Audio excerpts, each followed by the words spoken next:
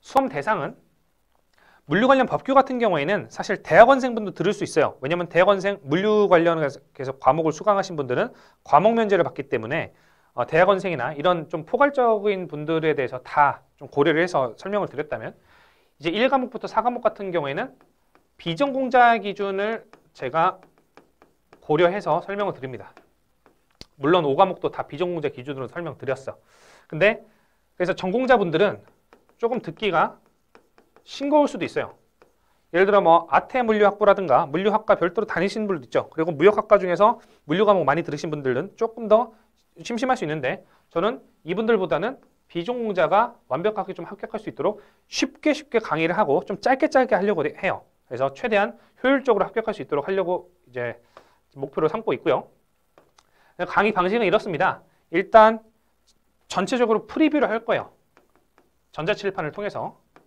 그래서 이 장에 해당되는 걸 프리뷰를 쫙 하고 간단하게 한 10분이나 15분 프리뷰를 하고, 상세하고 디테일하게 출제될 수 있는 부분들은 교재를 통해서 밑줄이나 동그라미 그어가면서 키워드 중심으로, 첫 번째는 프리뷰로 전체를 보고, 두 번째는 키워드 중심으로 할 거예요.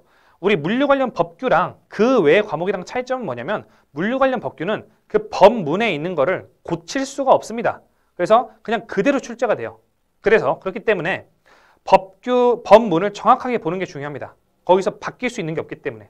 근데 1과목부터 4과목 같은 경우에는 법이 아니잖아요. 물론 국제물류론의 이제 협약이라든가 인권통제라든가 이런 것들은 거기 또 협약 강제성이 있기 때문에 법 조항 그대로 나오죠. 조약 조항이 그대로 나오겠지만, 물류관리론 같은 것들은 예를 들어 뭐 영물류란 이거 하다, 몇 조 몇 항에서 영물류란 어떤 거다, 이런 개념은 없잖아요. 그래서 출제위원들마다 서술 방식이나 그 설명하는 어떤 틀이 이런 게 좀 달라요. 그래서 그렇지만 공통적인 건 키워드는 항상 동일합니다. 해당 개념에 대해서.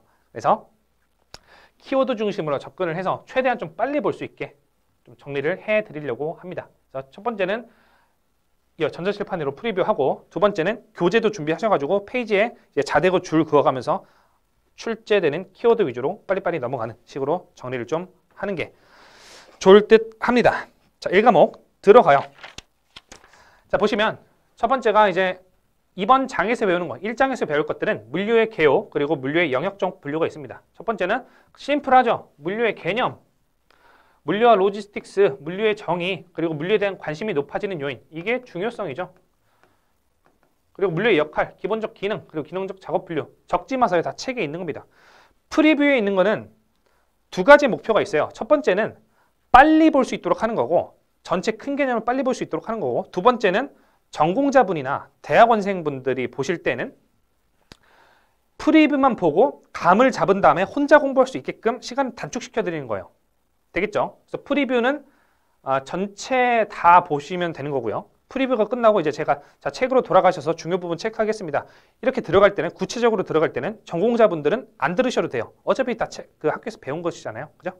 그래서 프리뷰는 그런 어떤 목적이 있기 때문에 굳이 필기하시거나 이렇게 듣지 않으셔도 되고, 그냥 팔짱 끼고 저런 게 전체적으로 흘러가는 맥락이구나 정도만 이해하시면 되겠습니다. 자, 괄호 1번은 뭐 흔하게 나오는 거죠. 자, 역할, 기본적 기능, 기능적 작업 분류, 그리고 물류의 원칙은 3S1L, 7R, 그리고 물류관리 원칙 배우게 되겠고요. 물류의 흐름, 방향에 따라서 그냥 자연스럽게 흘러가는 방향이냐, 혹은 뭐 반품, 회수, 물류에 관한 영물류냐, 이런 것들이고, 물류의 영역적 분류, 조달 물류, 사내 물류, 판매 물류, 반품 물류, 폐기 물류, 회수 물류, 각각의 개념은 무엇이냐에 대해서 간단하고 심플하게 1장은 이렇게 정리가 될 것입니다. 자, 그 다음 보시면 이제 물류의 개요가 딱 등장을 해요. 그리고 물류와 로지스틱스라고 등장하는데, 사실 로지스틱스라는 개념 안에 물류가 들어가 있는 겁니다.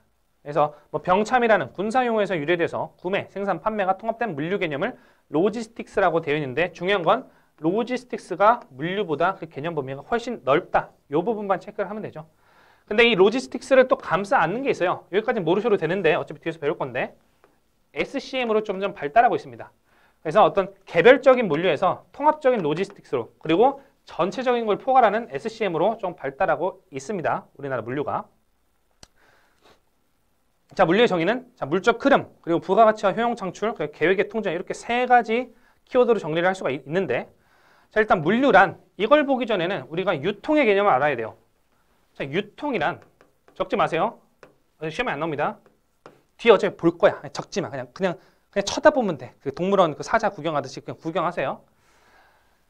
자, 상적 유통이 있을 거고 어차피 뒤에서 배울 거예요. 불안해하지 마세요. 물적 유통이 있을 겁니다. 자, 유통은 이렇게 두 가지로 나눠집니다. 상적 유통과 물적 유통으로 나눠지고 상적 유통은 어떤 소유권, 매매와 관련된 내용이에요. 그리고 물적 유통, 이걸 줄여서 물자의 흐름, 이걸 줄여서 우리는 물류라고 해요. 그래서 우리는 전공자분이시라면 유통과 물류를 명확하게 나누고 물류의 큰 범위의 유통이 있다라고 개념을 가지시는 게 좋아요. 근데 우리는 뭐 그런 거를 사실 우리는 문제만 풀면 되지 이런 물류학적으로 심도 있는 내용은 몰라도 돼요. 그렇기 때문에 뭐 여기까지는 모르셔도 되겠지만 자, 유통 아래에 물류가 있는 겁니다. 되겠죠? 그래서 이 정도. 물류보다는 유통이 조금 더 큰 개념이다. 그래서 물류란 물적 유통의 약어로 재화인 물자의 흐름을 의미한다. 그래서 물적 흐름이 첫 번째 물류의 정의를 나타낼 수가 있고요. 두 번째는 부가가치와 효용 창출. 물류란 재화가 공급자로부터 사실은 이제 전공 서적을 읽다 보면은 공급자로부터 나타낼 수도 있고 혹은 다른 이제 시중 도서를 읽어보면 생산자라고 표현할 수도 있어요. 근데 사실 생산자는 유통에서만 쓰는 용어야. 물류에서는 생산자라고 하면 안 돼. 공급자라고 용어를 정확하게 써야 되는데 그래서 정확하게 지금 이 문장에는 공급자는 용어가 들어가 있죠. 그리고 설명이 들어가기 전에 간단하게 제 교재 소개를 좀 드리자면 원래 앞서 설명 드려야 되는데 시기를 좀 놓쳤어요. 제 지금 교재에 나와 있는 모든 거의 한 80% 90%의 그 문장들은 전부 다 기출 선지입니다. 약 11년 12년간의 누적된 즉 한 2008년도부터 2020년도까지의 모든 기출문들을 제가 전체 빅데이터를 다 모아서 선지별로 목차를 새로 짰어요. 그래서 공통점이 있는 목차에다가 선지를 집어넣고 책에 보시면은 예를 들어서 12페이지 보시면 물류와 로지스틱스, 병참이라는 군사용어에서 유래되어 해서 그 밑에 문장의 오른쪽 끝에 1 이렇게 표시되어 있죠. 이건 어떤 표시냐면은 10년, 11년 중에 한 번 등장한 적이 있다는 선지예요. 되겠죠? 이 빈도수가 사실 중요한 게 아니라 왜냐면 물류관리론, 즉 1과목에서 4과목은 똑같은 문장을 계속 법문이 아니기 때문에 사람이 이제 문장을 만들 때 동일한 문장을 만들 수 없잖아요. 어쨌든 중요한 거는 출제된 적이 있다는 선지입니다. 그래서 뭐 논란의 여지가 없는 선지예요. 다수설, 소수설 이런 거 필요 없고요. 논란의 여지가 없는 선지라는 겁니다. 지금 옆에 1이 있다는 건 10년 중에 한 번 선지로 등장한 적이 있다는 얘기예요. 되겠죠? 페이지 쭉쭉 넘겨보시면 제가 다 기출문제에 등장한 선지로만 책을 구성했어요.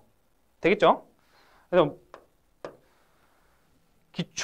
출제자들이 가장 좋아하는 용어가 뭔지, 문장 구성이 뭔지를 이 책만 보시면 한눈에 좀 보실 수가 있을 겁니다. 어찌됐건 지금 PPT에서 띄워드리는 것도 전부 다 기출 선지로 여러분들이 과거에 시험 보셨으면 맞닥뜨렸을 선지가 되겠어요.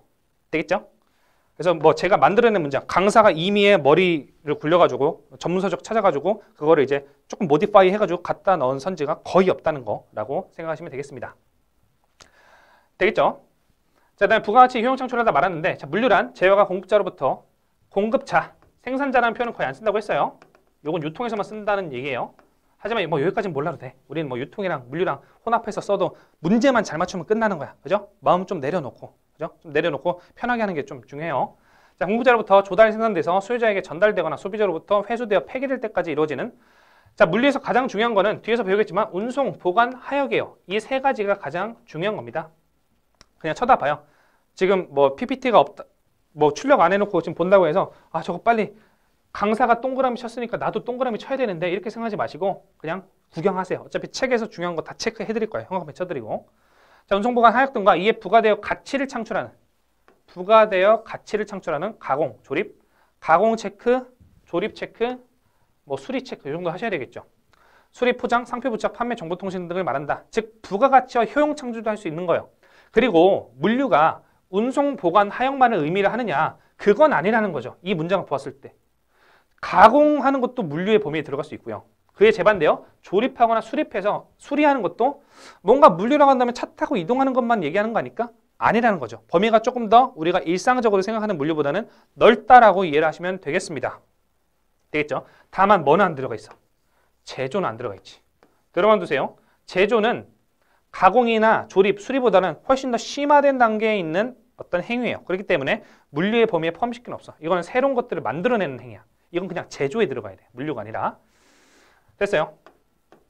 자, 그리고 계획과 통제, 물류란 포장, 운송, 보관, 하역 등 활동을 종합적으로 물류에서 굉장히 좋아하는 단어입니다. 종합적으로 계획, 통제하는 것이다. 그래서 이렇게 해서 세 가지 꼭지로 물류를 설명할 수가 있겠네요. 책에서 좀 더 자세히 볼게요.